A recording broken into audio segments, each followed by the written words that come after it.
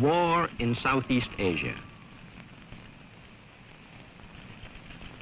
Devastation, suffering, terror, pathos.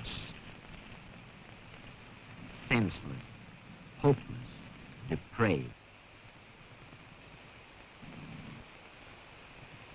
War that is never finished, leaving behind a frenzy of reasons for new wars to redress the damage of old wars. War that mutilates the body and reason. The unutterable loneliness of war. The final humiliation.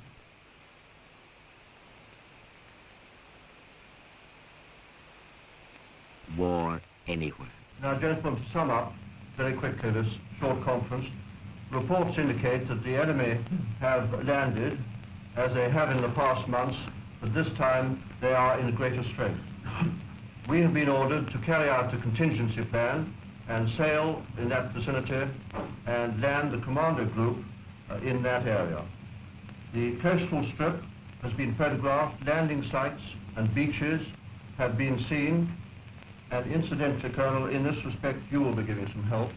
Yes, that's right. The special boat section will be landing after dark tonight. We'll have a good look at the beaches, and as soon as they've found out what they wish to find, they will let us know by signal. Good. Captain Guy Morgan, DSO, is summing up this conference with the heads of departments and Colonel Goulet, Royal Marines.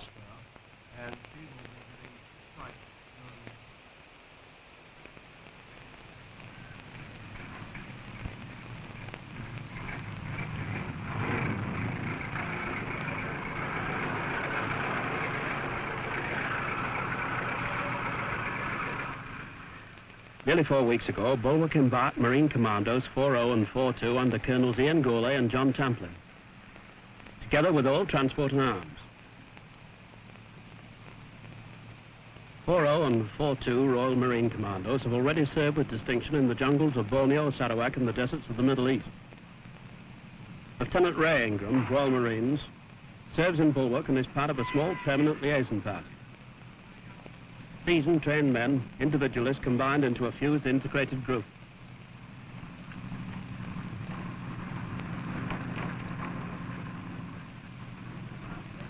Bulwark is a commando ship of some 22,000 tons.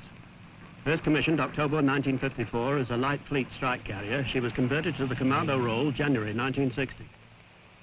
She has spent most of her working life east of Suez. Just over 4 weeks ago, we slipped to sea to join the remainder of the task force.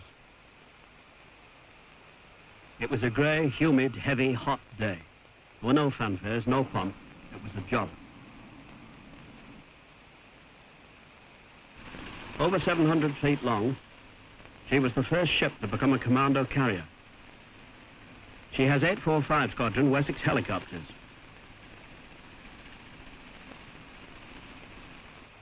Under thy wings will I trust.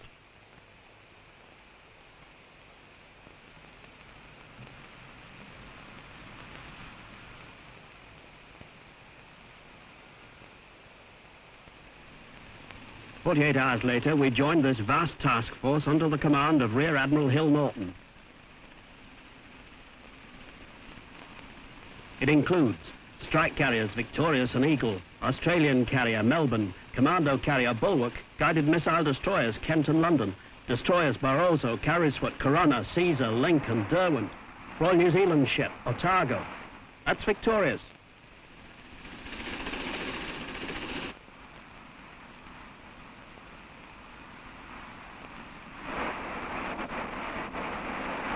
That's Kent, the guided missile destroyer. Why were we here? Intelligence had given detailed and accurate reports of an aggressive state's massive build-up of troops and supplies aimed at a friend. Yet we have had to wait until called. So here we are in a strategic area steaming in an apparently aimless pattern. Lieutenant Commander Sean MacPhail, second in command flying, responsible for all takeoffs, landings, etc. Major Tony Eyre, Royal Marines, in command of Bulwark's Marine Liaison Party. Successful embarkation of troops into helicopters will be his special responsibility.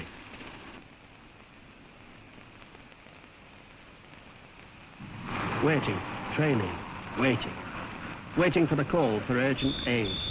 The diplomats waited, the politicians waited, we waited in a strategic area and hoped. Like fire engines waiting at an airfield for a crippled aircraft to land, we hope but are ready. Today we have been told we have hoped in vain. This is your special correspondent with HMS Victorious. We're now racing at over 30 knots to the rendezvous.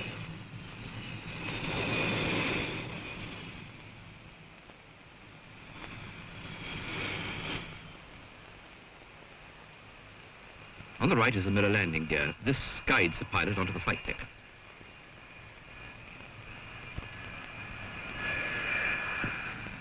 This is Buccaneer, the Navy's most modern strike aircraft. The arrestor wire can stop you from 140 miles per hour in less than 200 feet. A stop like that gives you the nasty feeling your guts have been blown to the sea behind you.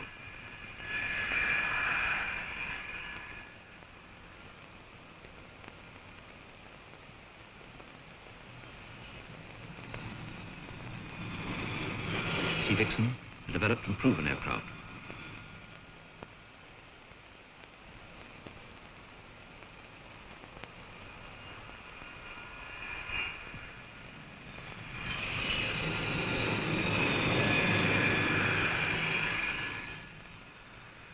Controlling aircraft onto this puckishly unstable platform, one every 20 seconds, demands a detailed knowledge of aircraft and crews.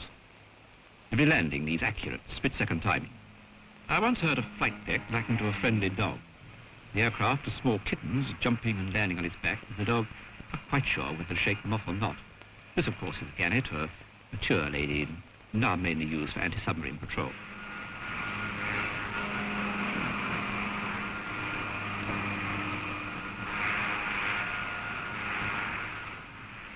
Strike carriers are screaming, noisy brute. Jets belching the challenge of exultant power with eardrum bursting ferocity. Lit bells clanging, the thump of heavy aircraft landing, the heat, the stench of avgas. Captain Davenport, OB, in command of Victorious. What time do we get to the area, pilot? 22:30, sir. Well, I don't want to hang around here too long. Whilst we're racing to the battle area, let me recap on the situation. The enemy has struck in two places. One, an advanced area deep in the jungle. The Royal Marine Commandos 40 and 42 in Bulwer have to locate and destroy this elusive, well-equipped, vicious force. The Victorious is sending her Sea Vixens to cover the assault landing. Once we have covered the Marines' landing, we steam like a scalded cat to the second area, about 100 miles north. Here, on the open plains, the enemy's main heavily armed force is streaming through in great strength.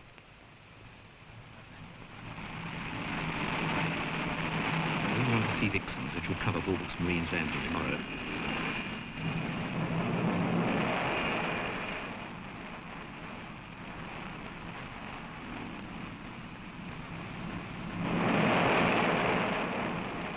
Our strike aircraft, together with HMS Eagles, must blast and stop this modern force. It's here that the Buccaneers will prove themselves. Once the enemy's been stopped, we intend putting in more Marines and bringing in the Army. And we have to clear airstrips for the RAF.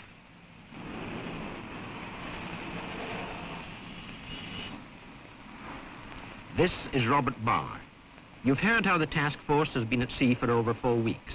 This means that all its stores, fuel, food and equipment has had to be brought to it. This is the work of the Royal Fleet Auxiliaries. This tanker, Royal Fleet Auxiliary Tidepool, is but one of the ships, at least 10 for this venture. She is just about to refuel HMS Kent. The two ships are locked and linked like Siamese twins by these pipes. One slight error could mean a major sea disaster. In this time, several thousand gallons of fuel will be pumped into her. Like a circus act, each trick becomes more difficult. Here are 3 ships locked together, a carrier, a frigate, and a tanker.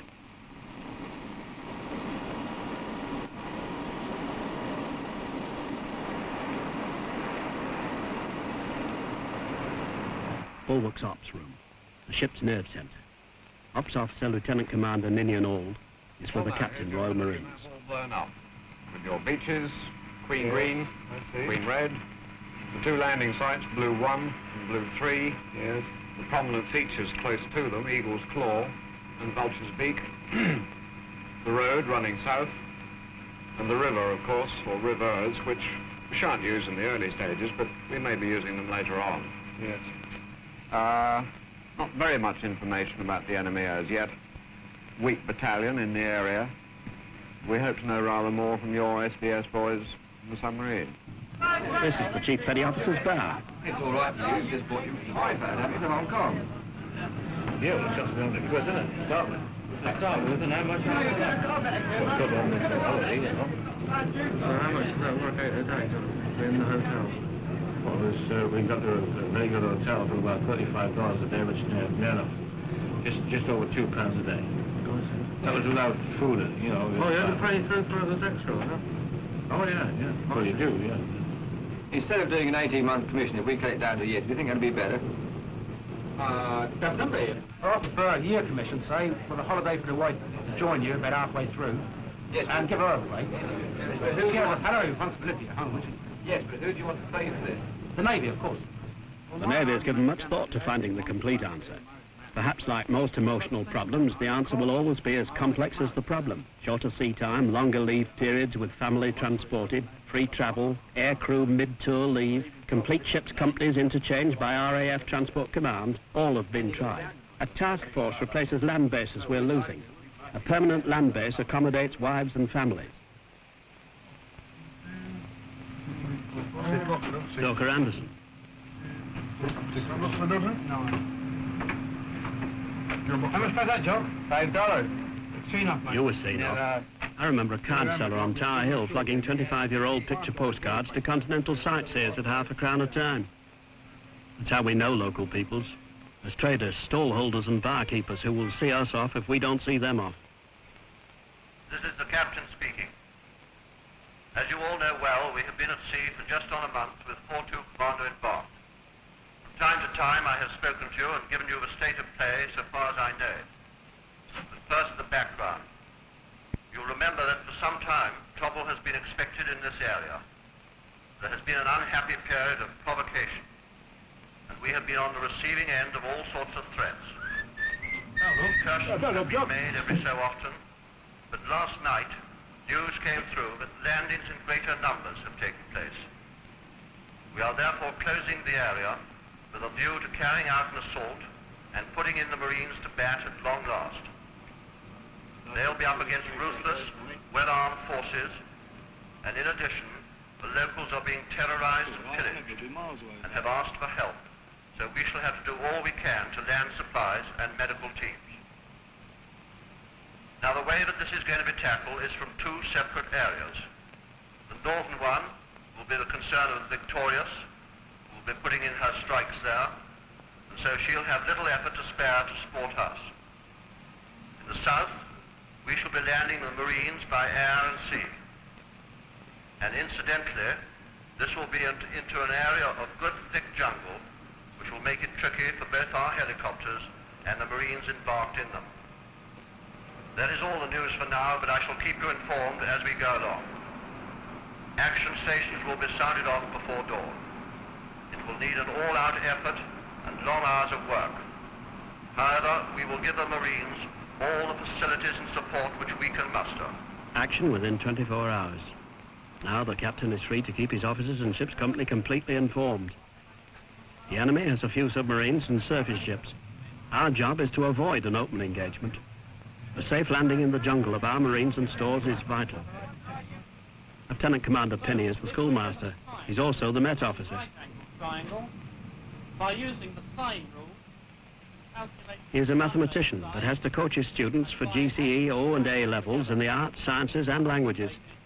There is also the Navy's complex technocrat fields. The exam record is high. Chiefs, petty officers and ratings study together without embarrassment. The service helps. It needs men of high ability and training. Excuse me, sir. This tower we're having just now, will it delay the final GCE exam at all? Oh, no, I don't think so. I've got the papers on board, so everything should go ahead as scheduled. Okay, thanks very much, sir. The situation at the moment is that Kent and their escorts have closed up round us and we are now proceeding to the assault area. Victorious is about 100 miles to the southwest, will be giving us distant air support, but I don't think she'll be able to support us once we are in the assault area. The RFAs are almost in position now. They will be by the time we get up there, and that should be all okay. Well, that's fine. That means there'll be no hold-up on the replenishment. Vic will certainly not be able to give us air cover during the assault. She's got further commitments up north. Oh, it just occurred to me that if this assault goes according to plan, we might have time tomorrow, late tomorrow afternoon, to do the refueling. I suggest you get in touch with the pilot, and we can put that in play now, and make the necessary fixes. Flight code Q-Desk. Serial 26 ready in the hangar now. We should just be about on our turn now, pilot. Yes, I order course 320 now. And that takes us up parallel to the coast. Yes. All right, Oswald, C60 and come on to 320. Aye, sir. To get the Marines in, Bulwark must thread her way through a group of enemy-held islands.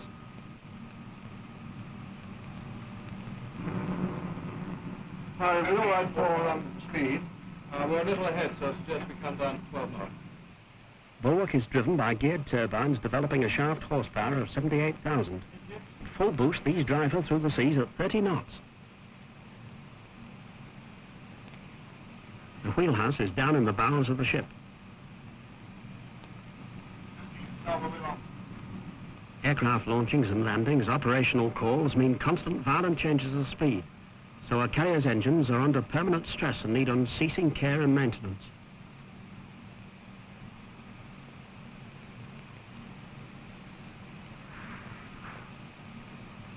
As in civilian life, the bakehouse works through the night. Here they produce over 500 loaves per day in 4 bakings and 2,000 buns and pastries.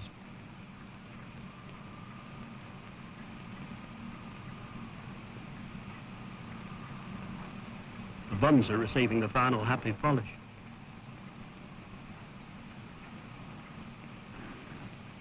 Whilst we race to our rendezvous, I'll try to explain a task force. Well, what is a task force? You've heard it called a fire brigade. Well, that's only partly true.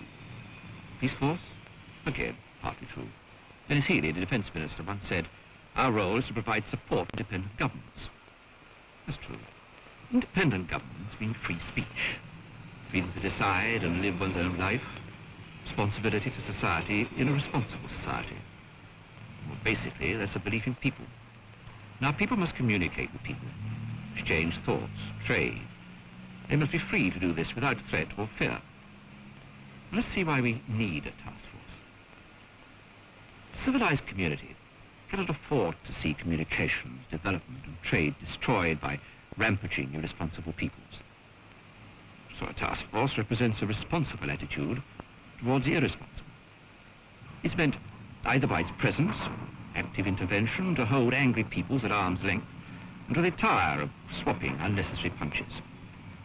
We fought 2 major wars, not just to win, but to retain our freedom, even though today such freedom may be caricatured by angry scenes of football matches. Now, the land bases are going back to the local peoples. Ironic comment that this same self-determination sometimes brings civil war and danger to the surrounding countries.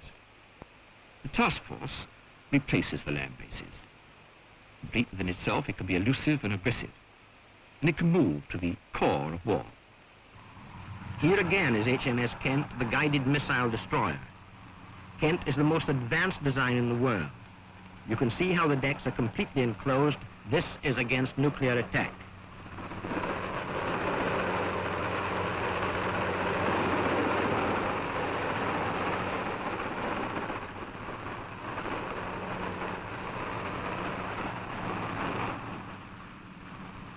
Captain Lewis, RN, he commands a team of high ability, physicists, electrical and electronic graduates, nearly 500 crew in all. Sea Slug and Sea Cat guided weapon systems can deal with attacks from the most modern aircraft at both close and long range.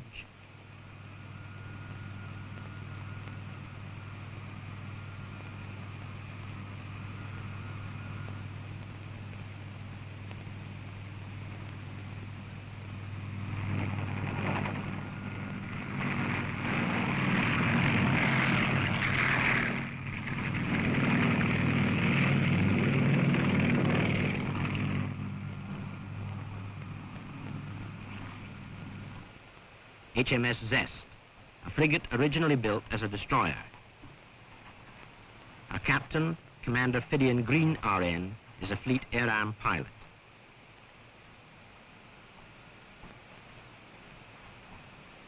Zest has a multi-purpose role, from anti-submarine screen to a strike carrier's guard ship during night flying.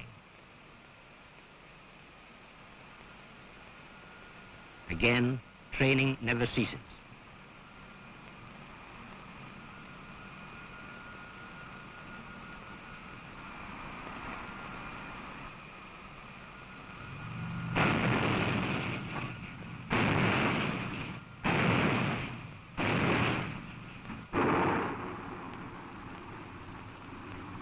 In Bulwark, the pilots are receiving the penultimate briefing.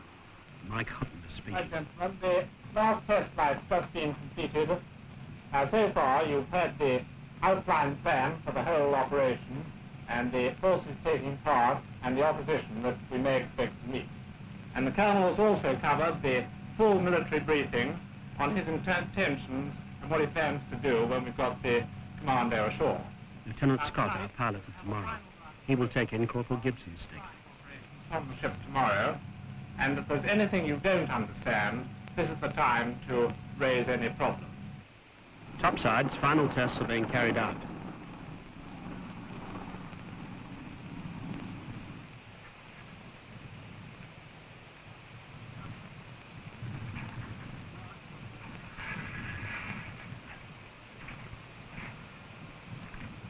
Maintenance, constant care.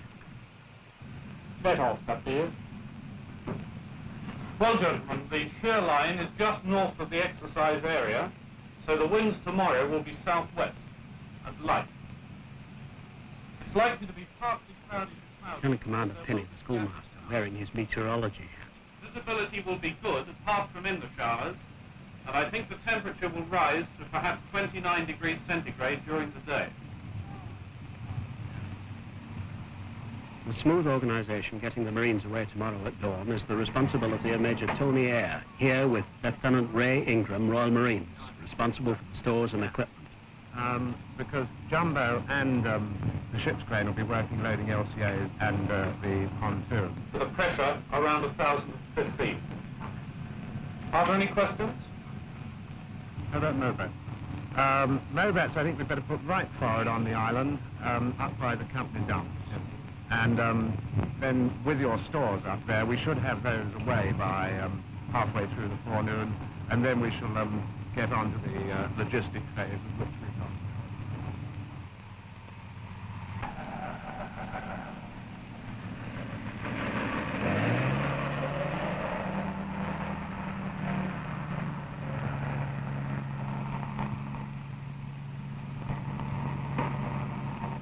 Start up Channel 4 over to 3 and take off on Channel Lieutenant 1. Jones, number 2 operations officer. He's a Fleet Air Arm observer. And on breaking into stream, chop to Channel 4 at the chop line here and call forward control. Touch to fly. The first wave will go in at tactical height as briefed by the squadron commander. Thereafter in at 200 feet and back at 400 feet.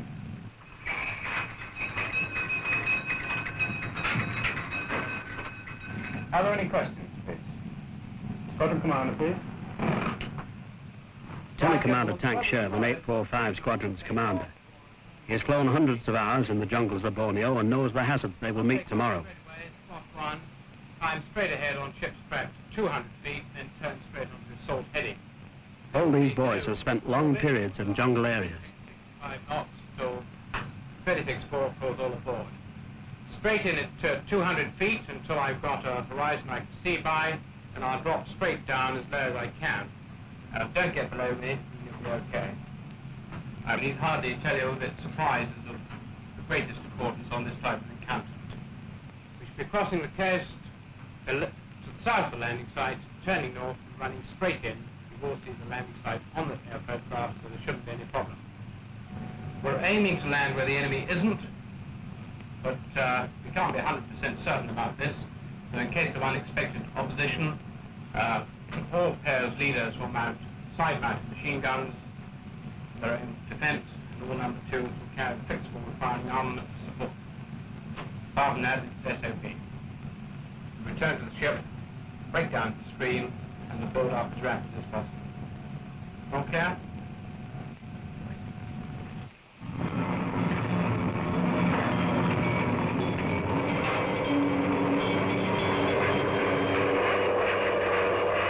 The tiller will be on the starboard bow, and the first aircraft, the first wave will be on spots 1. Lieutenant Commander Sean McPhail, second in command flying. You've seen him before. A distinguished pilot. Will be slotted starboard side. The aircraft will be launched in the order the Hiller first, going starboard, the SAR second, followed by the first wave of assault aircraft. And as soon as the spots are clear, the aircraft for the second assault wave will be ranged on the spots. Standard operating procedures throughout. Are there any questions?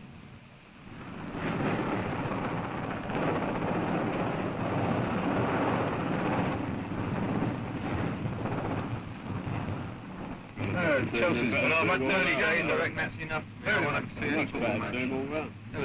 Very Tomorrow, these boys will be in the jungle protecting people they've not met.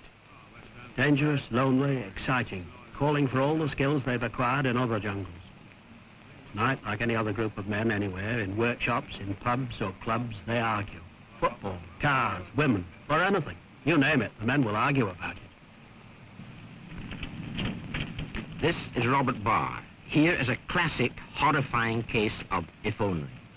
If only these people had armed themselves. If only they had not trusted their neighbors. If only the politicians had not been forced to sit balancing delicate arguments against indelicate threats. If only this unhappy country had asked for help much earlier. If only.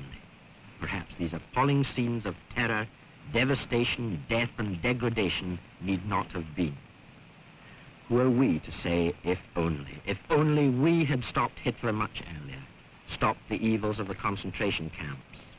But, like these poor devils, we hoped and somehow could not believe.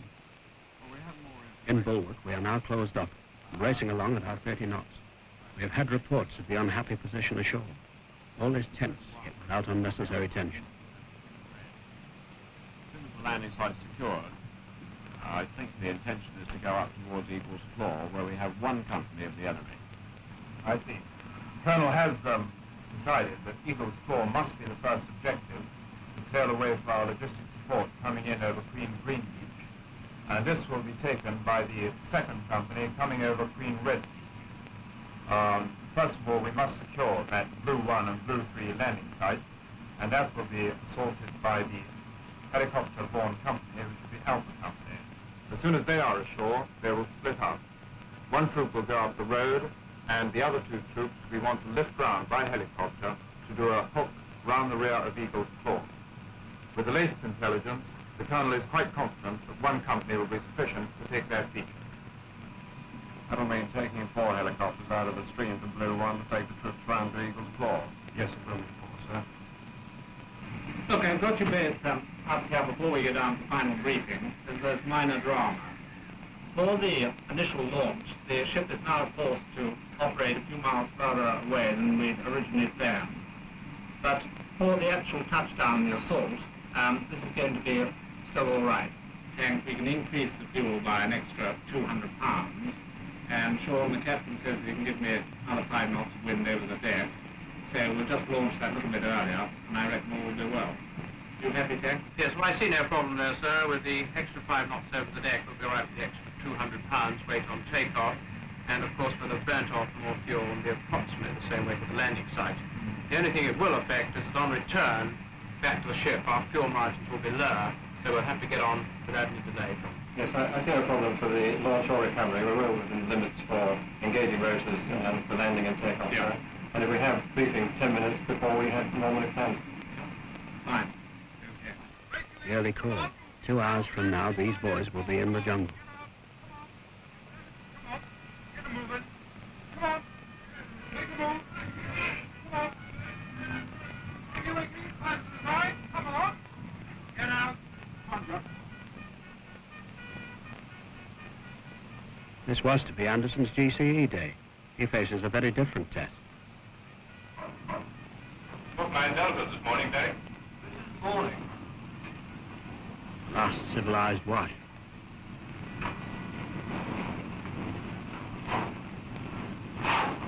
What's a very stupid hour of the day?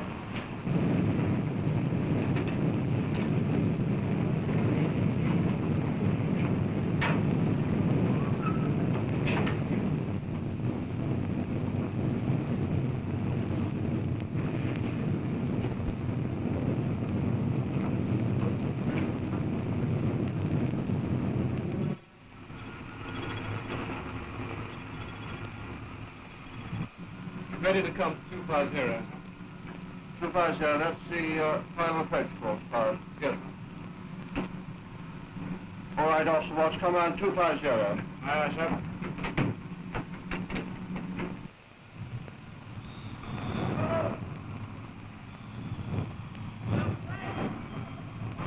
Marines wait in the hangar for the final call to the flight deck.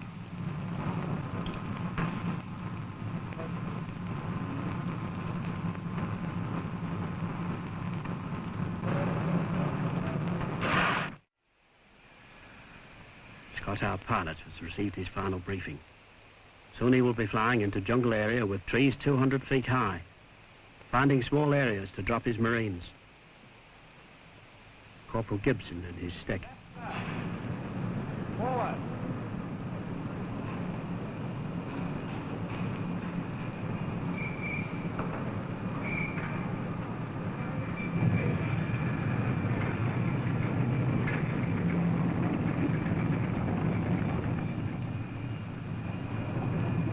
Stand up.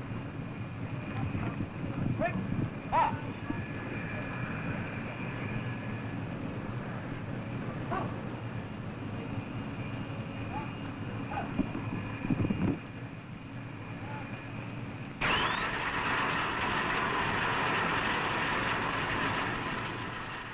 Each Marine has a check card. This is handed in before he embarks. Our old friend the schoolmaster collects these cards and helps marshal the Marines on the flight deck.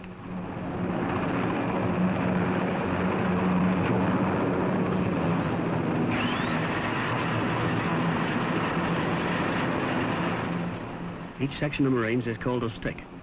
A stick is 8 to 10 men under a corporal.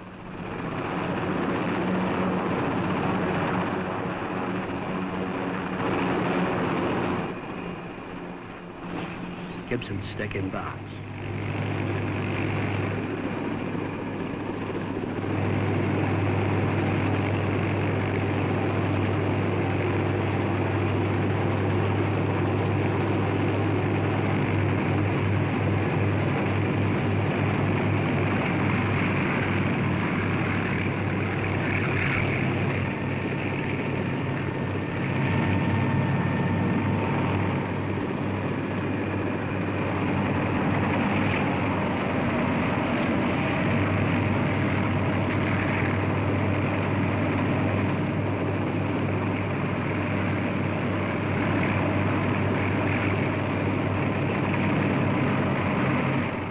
A last look at Mum Bulwark.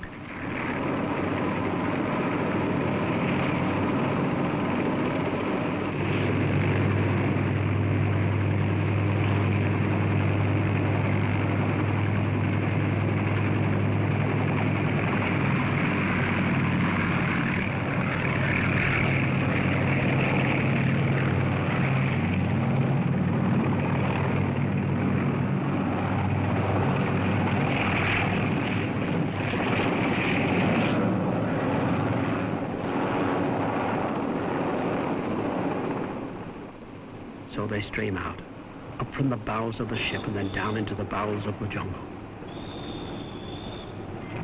Why did they do it? What makes them choose this way to live against working in an office, factory, or as commercial travellers, or even professional footballers? Simplify the issues. Someone is being hurt. They're going to stop it. Oh, much too simple. It's not just that. These men are not moralists or missionaries. Talk to them of moralities, hand them Bibles and patriotic marching songs, and they'll look at you with some amusement.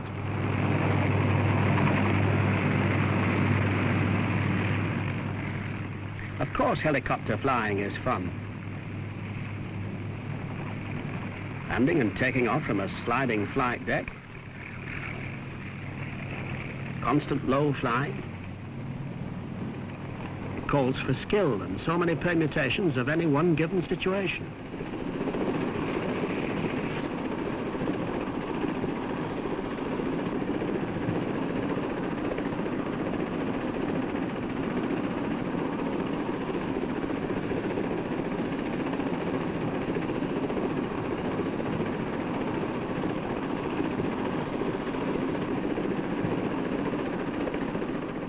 Flying over the jungle stretches the nerves. Add an unseen enemy waiting to bang away and the tingling edges up.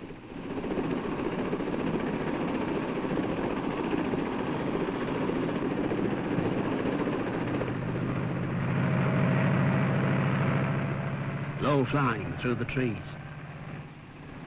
Holding one's height when one small error means disaster.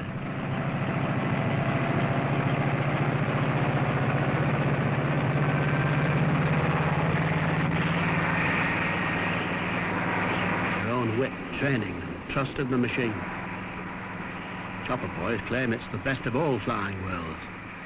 Look at the low flying it can do, legally.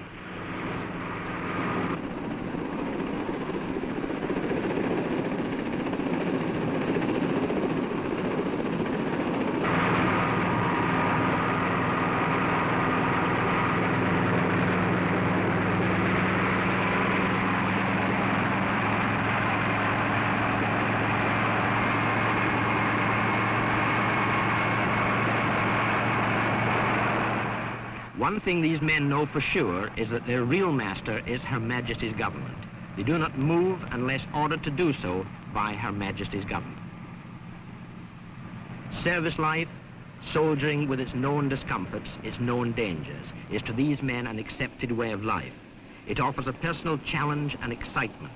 It has its own freedoms, its own loyalties. It is an interdependence upon each other and so its own responsibility. It keeps you alert and wary. When they see the damage caused, the mutilated bodies, the bereaved children, the women crying over the dead, like us, they'll be moved to tears and then to blinding anger, for they are ordinary men. Like us, they'll be bemused by man's bestiality to man, then they'll get on with the job of clearing up the mess.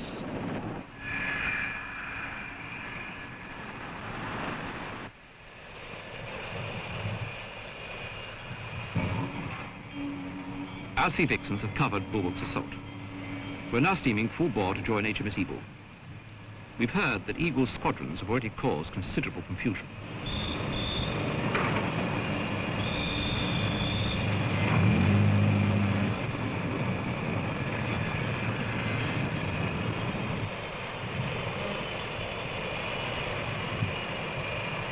A young pilot is inspecting his aircraft.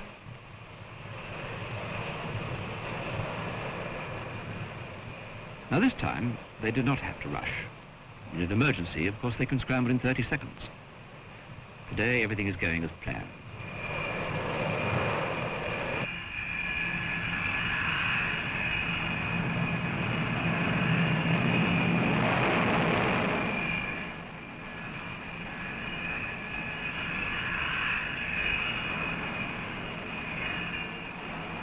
This is Lieutenant Hamilton. He's typical of today's aircrew.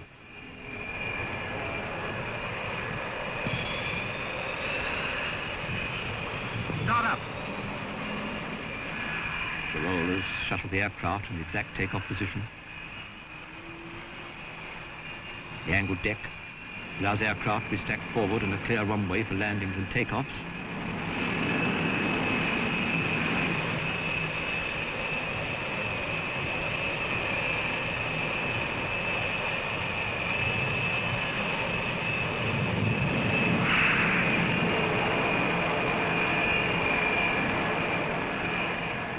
Here the rollers again.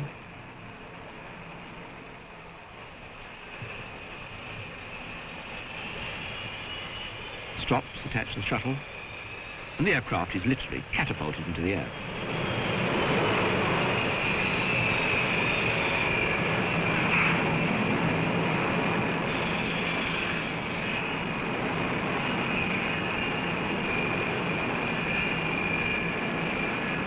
Here's the shuttle being attached to the strop.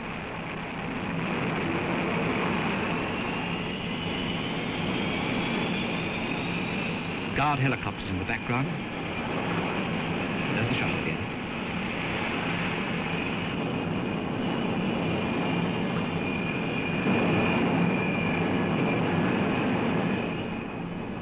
So they go. 1 every 20 seconds. 3 in a minute.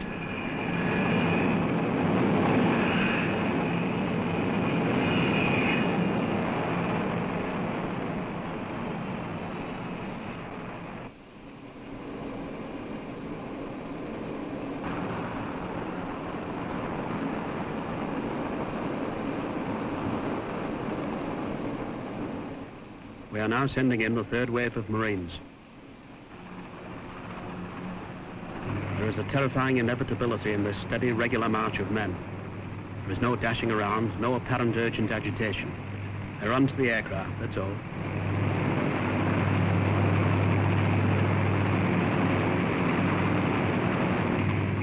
The training, the constant rehearsing, the planning have brought this operation to its smooth, unscampered efficiency. This way is the fast way. Several hundred Marines can be airborne every 15 minutes.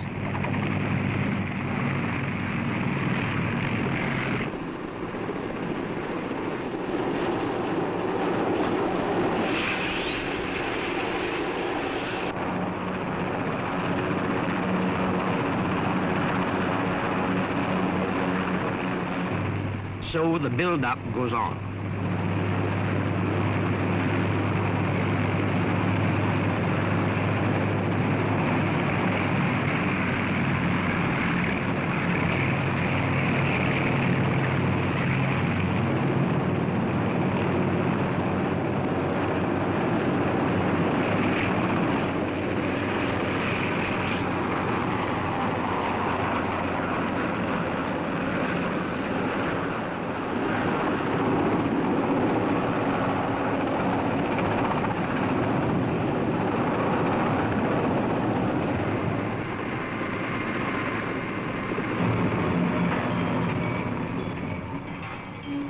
Now the seaborne landing is on. They are going into an area cleared by the Marines.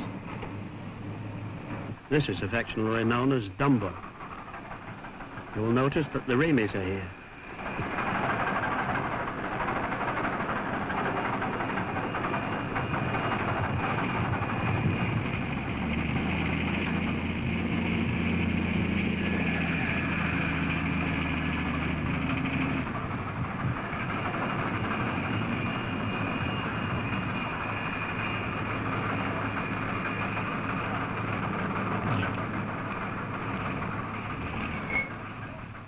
Combined force operations are no longer a new concept. The Ministry of Defence is the logical outcome of such thought. We may be moving into an era of complete integration. We know that we are only the leaseholders of our land bases. We are the freeholders of a task force. A task force is not meant for the global nuclear holocaust we all dread.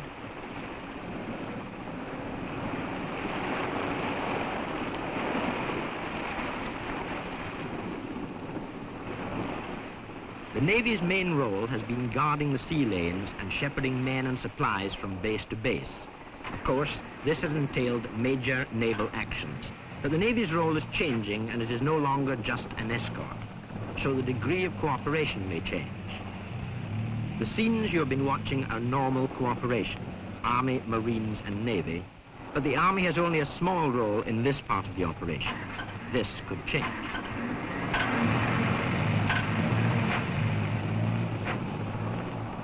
Without a land base, the Army may have to be at sea for weeks, not just in troop ships, but living with the Navy in new commando assault ships. This will call for considerable emotional and personal readjustments. Old prejudices and shibboleths must go. The Army side will still fight in the deserts, plains and jungles, but its base could be the carrier. Indeed, HMS Fearless is the new assault ship designed for such work. The captain fights and controls his ship from the ops room. Modern naval craft are designed for this. The captain on the bridge is now like a dodo. The recce troop is moving south down the road towards Comic Nest, where we think the other enemy company is. The third enemy company, which is spread out over Vulture's Beak, is giving rather more trouble than we expected and may have to be dealt with. Now, what about the reserve company on board? Are we likely to have to land them? Well, that's yours, I think. Yes, sir, I've just heard from the Colonel, and in fact he would like to bring in the reserve company. He intends to bring them in to relieve Alpha Company, who have been holding the landing site, and then once that is completed, Alpha Company will push down the road to the southeast behind the wreckage. That should be all right. And the build-up, is that going according to plan? Yes, sir, we shall have choppers to do the job with. We shall be on the logistic build-up then, and we shall just take 4 off and use it for the company left, and it'll just slow the build-up down a little.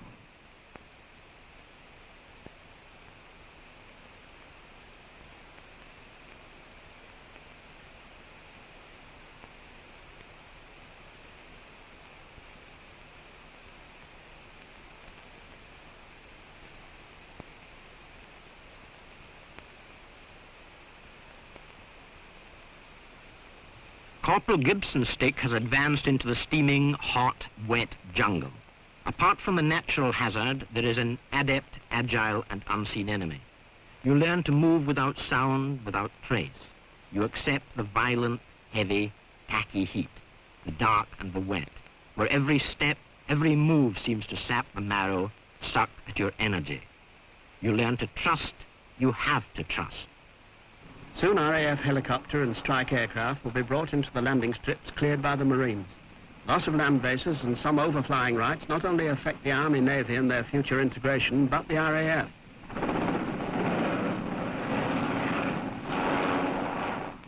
The task force desperately needs the RAF long-range transport jets, not only for urgent technical supplies, but to interchange complete ships companies, and so maintaining fresh alert efficiency. The task force might have to accept a very close integration with the RAF. Here is the reason for a task force, to prevent this kind of senseless terror, or at least localize it. Today the task force seems the answer. Maybe there are others. We have seen but one aspect of the work. In a civilized world, we must accept some responsibility. Responsibility is collective. We know the wasting terrors of war. We should take some part in preventing it happening anywhere. It is the people you see here who suffer.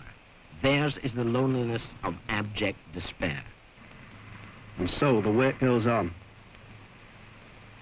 A tight, dependent community, working for a people they have not met and may never meet. Like manufacturers making foods for people they do not know.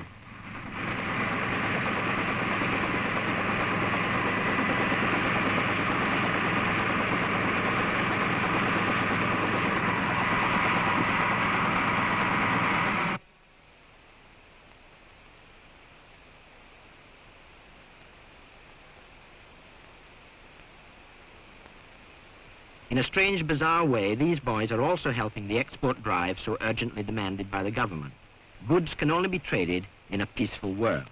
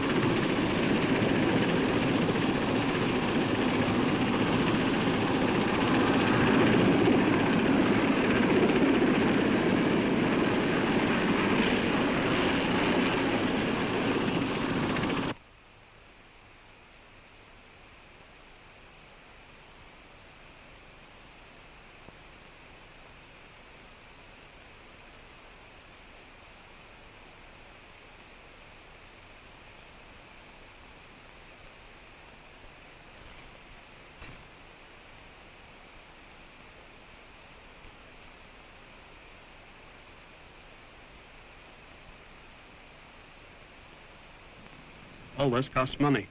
All the stores you've seen poured into the jungle, the vast quantities of fuel used. To train a pilot costs £24,000. An average unmarried lieutenant receives over £1,500 a year. Each Wessex helicopter costs £190,000, consumes 100 gallons per hour in these conditions. 6 hours flying uses 600 gallons of fuel per day for one helicopter.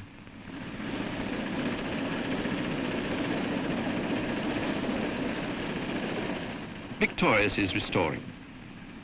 Razzing, I call it in service. Here's the captain and officer of the Royal Fleet Auxiliary Reliant, one of the supply ships needed to keep the Navy at sea. They're civilian men. They cover thousands of miles pumping food, the multitude of technical stores and fuel into the fleet. If we lost Singapore as a base, the fleet would have to be serviced from Australia or elsewhere. And this will demand many more ships. They operate alone, the supply line stretched, they may have to be convoyed. Victorious, with his crew of 1,400 seamen and technicians, plus 4 squadrons, another 400, nearly 1,800 men, consumes even more food than Bulwark, needs more fuel. In fact, nearly twice as much. Bulwark, with a full complement of Marine commandos, will also have nearly 1,800 to feed. They will eat 6,400 pounds of meat per week. Enough meat for an average family of 4 for 8 years. 1,100 pounds of sausages, 19,510 pounds of potatoes, 10,000 eggs, 2,200 pounds of fresh fruit, 1,200 cartons of ice cream, and so on. That's only a week's supply.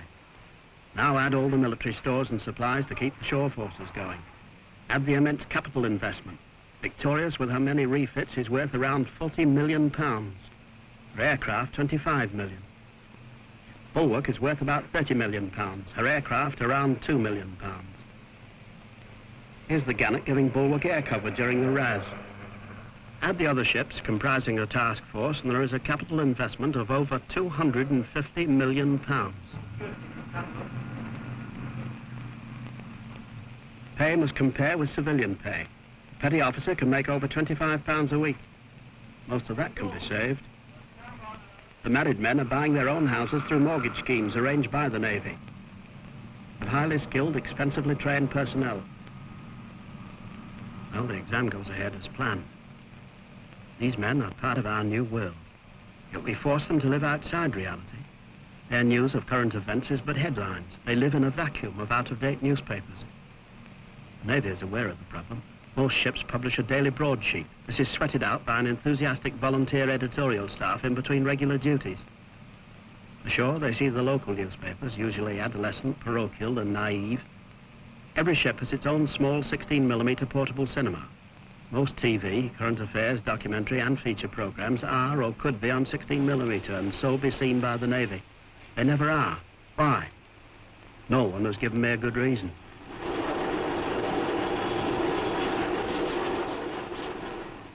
Bulwark has a highly qualified medical staff and good facilities. As soon as the Marines have completed their task here, they will be withdrawn and taken up north. Bulwark not only brings the Marines to the area, but acts as depot ship, hospital, etc. Where the helicopter mark is. He should have been back about 10 minutes ago, and he's not back. It's getting a little late. Ironic that the smoothest way for getting the wounded below is on the bomb lift.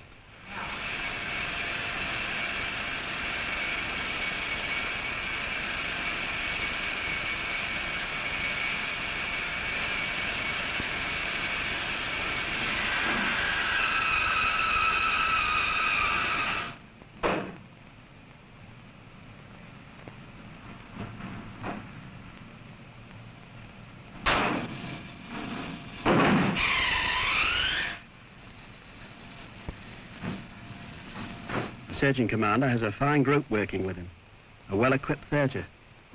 I think it'd probably be dangerous to send any further choppers into that area. What I suggest is that as soon as Charlie Company are firm on the position, that they push forward a foot patrol into the area where the helicopter was last seen and see if they can report anything.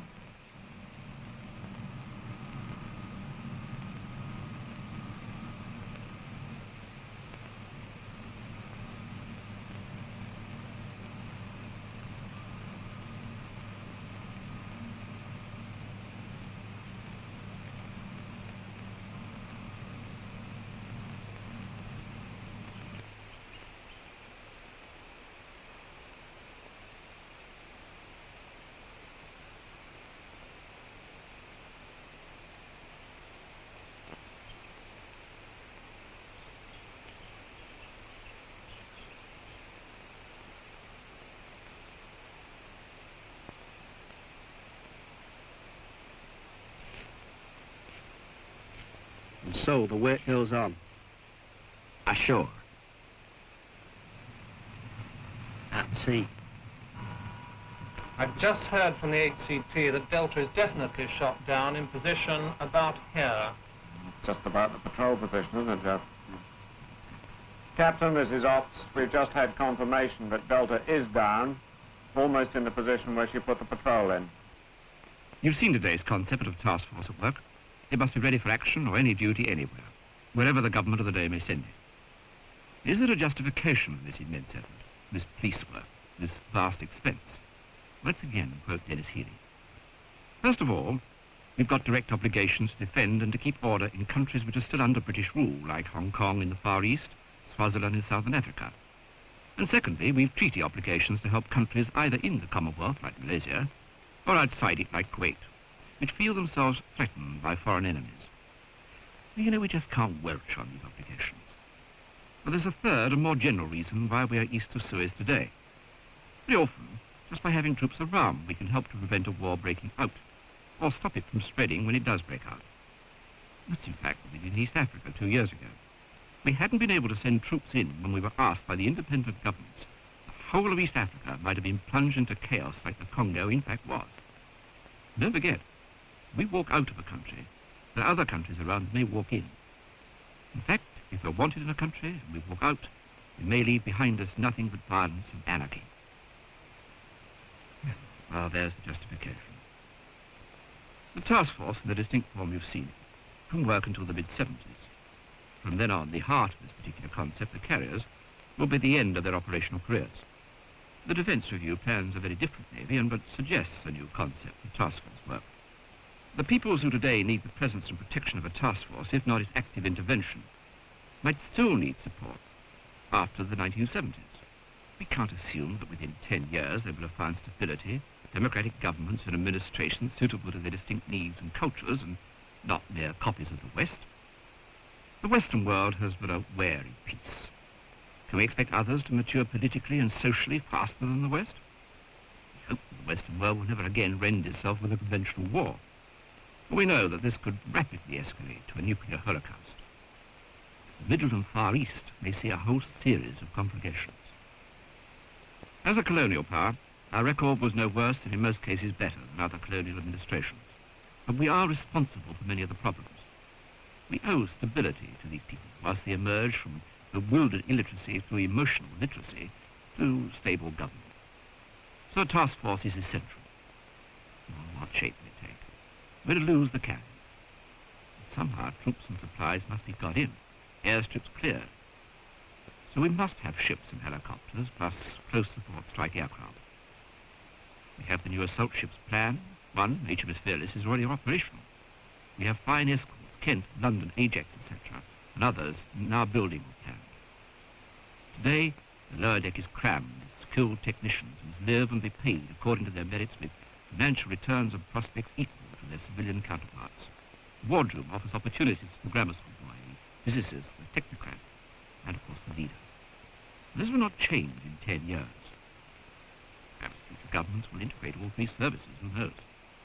If so, the Navy will be an integral part of such a command. But whatever happens, if we accept our obligations, the Navy will still be an essential service after the 1970s. Fact and definitive statements cannot be made. All that can be said is that the future is still very open. The stable Middle and Far East will bring immense financial benefits and returns from the exports we must make to live. We cannot afford to make consumer goods which we must consume ourselves because world markets are barred to us. In the 1920s to 30s, we wrapped ourselves in cosy cotton wool, believing in a perfect world. Or rather, not wishing to believe in an imperfect world. Alas, we live in an imperfect world. We are part of and responsible for many of its imperfections. In a perfect world, there'd be no place for a task force, no place for police, customs officers, inspectors of taxes, politicians. Perhaps no place for God. Meanwhile, we should pray.